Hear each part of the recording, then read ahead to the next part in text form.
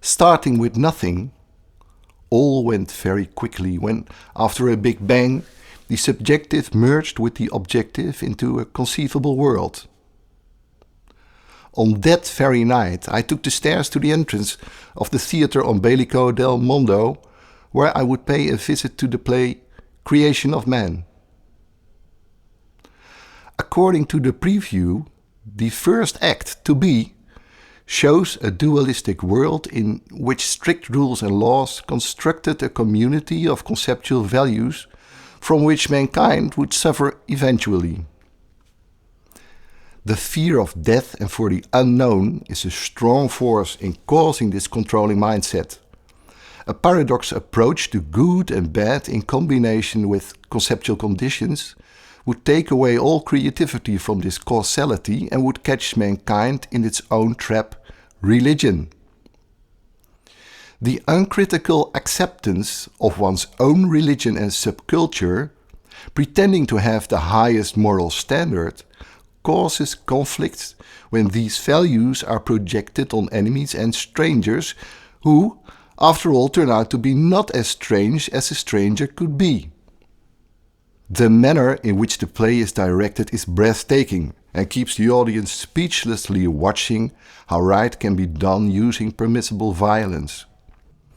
When the main character departs life in agony, the audience bursts into tears, oblivious to the change of attitude of our hero when he started using words like cruel and hostile concerning his own actions in war. Full of emotion, the crowd moves towards the exit, but I remain seated. I look around. Empty cans, plastic bags and candy papers anywhere. A junkyard, but to me, reassuring. I feel comfortable. What did he mean with his last words? Being lost in the concept, or not to be? Had he made a choice? Could he? And I? What should I do? What do I want, for God's sake? I buy a ticket for the second show at the ticket office. And not to be. During the dimming of the lights, I notice that I am the only visitor. My heart starts pounding when my deceased hero enters the stage as if nothing has happened. Without saying anything, he takes a key from his coat pocket. Then he starts his monologue telling me about his wish to live as a free person. Because of that, he always keeps this key with him, the key with which he can decode the individualism in himself.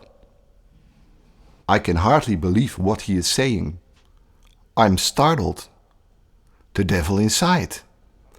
My former hero continues speaking about his alienation of a world he always had considered to be good and true. After his repatriation, the communication with his loved ones got problematic and often impossible. He knew that he cannot count on their tolerance and expect them to understand his experiences, despite all his efforts to explain about this new world. While he moves the key from his left to his right hand, his voice changes. If it's impossible to share my memories, then I'm a unique person whose interpretation of good and bad might not fit in the moral standard. With this key, I neutralize good and bad, and by doing so, I will be able to give meaning to my life without being troubled by my earlier concepts. In this moment of recreation, I make an interpretation in reverse in which I disconnect from my earlier mindset. From this point of no return, I'm able to live an autonomous and a creative life. Flabbergasted, I listen to his words. It's a double interpretation, to be and not to be. Apparently, you do live and you do not at the same time.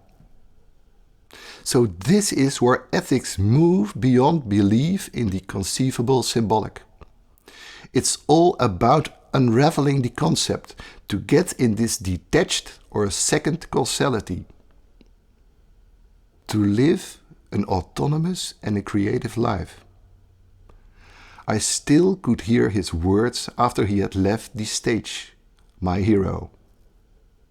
I got up and left the theater. Descending the stairs, I counted the steps. 10, 9, 8. Each step reduced my fear to fall.